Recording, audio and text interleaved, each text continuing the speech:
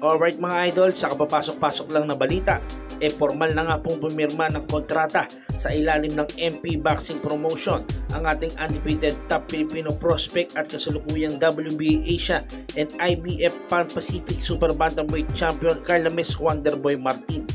So dito nga mga idol sa website ng metropoler.net, dito nga po binahagi nila ang pagpirma ni Carlames Martin ng kontrata dito nga sa MP Boxing Promotion. So ibig sabihin mga idol nasa pangangalaga na siya ng MP Boxing Promotion na pagmamay-ari naman nga po ng ating Filipino boxing legend, 8th Division World Champion Manny Pacquiao.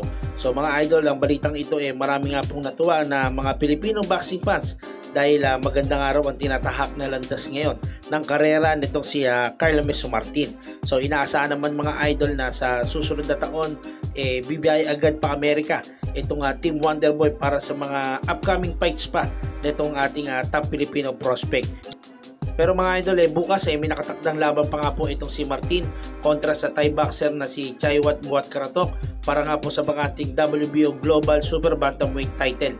So inaasahan naman mga idol na mananalo rito itong ating pambato, pero mabigat na laban pa rin to para kay Carlames Martin dahil isang veterano nga po itong si Chaiwat.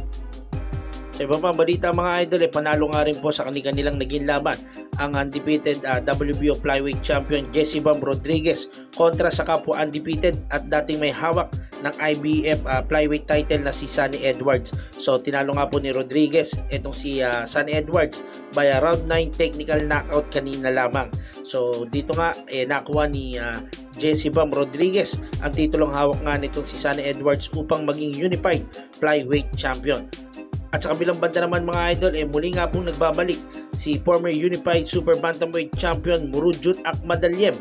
Sa kanya nga pong naging laban mga idol kanina lamang din, tagumpay sa kanyang ring comeback itong si Akhmadaliev. Nakalaban nga po ni Akhmadaliev ang undefeated boxer na si Kevin Gonzalez.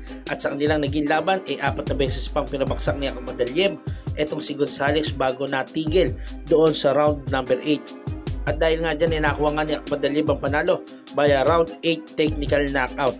Sa kabila nga po ng pagkapanalo nito si Akhmadaliev, may mga lumalabas nga pong mga bali-balita. Wala pa namang kasiguraduhan pero may nagsasabi na tila ang susunod daw na o possible na makakalaban nito si Akhmadaliev ang ating former 3 Division World Champion John Riel Angas ng Pinas Casimiro. So mga idol, kung sakaling nga magkatotoo ang labang ito, ano sa tingin nyo ang mangyayari? Kakayanin ba ni John Riel Casimiro itong si Akhmadaliev?